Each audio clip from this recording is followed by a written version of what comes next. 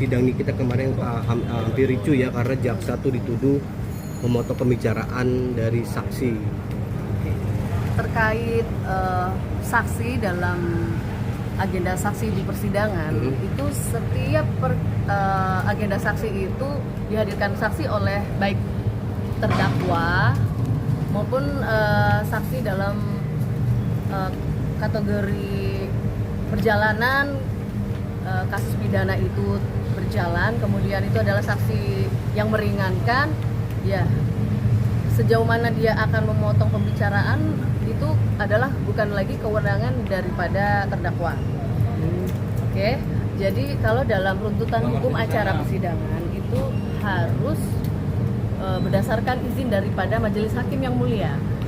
Jadi ketika majelis hakim yang mulia memberikan kesempatan masing-masing pihak, baik jaksa maupun pengacara daripada terdakwa, itu semuanya atas izin daripada majelis hakim. Sejauh mana tidak menyalahi aturan hukum acara yang berlaku.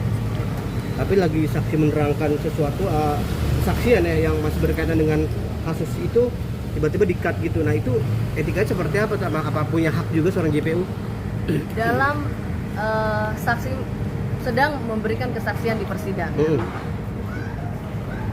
baik buruknya untuk memberikan keterangan saksi itu adalah semuanya berdasarkan izin daripada majelis hakim. Ketika dihadirkan dalam persidangan dan dia sedang melakukan kesaksian, ya alangkah baiknya pihak JPU menunggu sampai majelis hakim mempersilahkan untuk berbicara, seperti itu. Itu etika persidangannya sih seperti itu ya. Ketika memotong pembicaraan saksi, katakanlah eksempelnya adalah keberatan yang mulia, kalau kayak gitu tidak apa-apa. Terus selanjutnya yang mulia hakim apakah dia akan mengizinkan si jaksa itu untuk berbicara atau tidak, itu tergantung hak daripada majelis hakim karena beliau yang memimpin sidang, seperti itu. Ketika beliau memimpin sidang tidak berkenan untuk melanjutkan pembicaraan, ya harus di stop. Oke, kemarin juga sempat JPU viral nih karena merekam Nikita pada saat sudah selesai sidang tapi masih di ruangan. Mbak Lisa melihatnya seperti apa? Gimana? JPU sempat merekam Nikita Mirzani nih, tapi Nikitanya marah karena direkam nih pada saat di ruang sidang nih. Begini, dalam rangka apa dia merekam? Karena saat itu Nikita nggak marah-marah gitu, mungkin ada indikasi ingin menyerang, memojokkan JPU itu sendiri, akhirnya JPU itu merekam gitu. Sekarang gini, perjalanan sidang sudah selesai atau belum? Saya bertanya. Udah. Sudah selesai, after persidangan.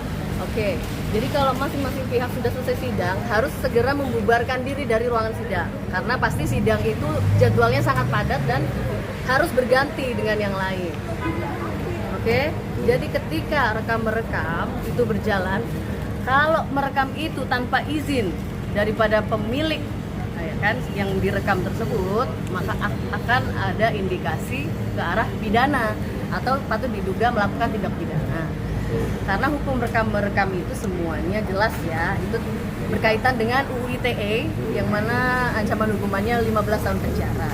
Artinya dalam hal untuk rekam-merekam memang harus ada izinnya, seperti itu.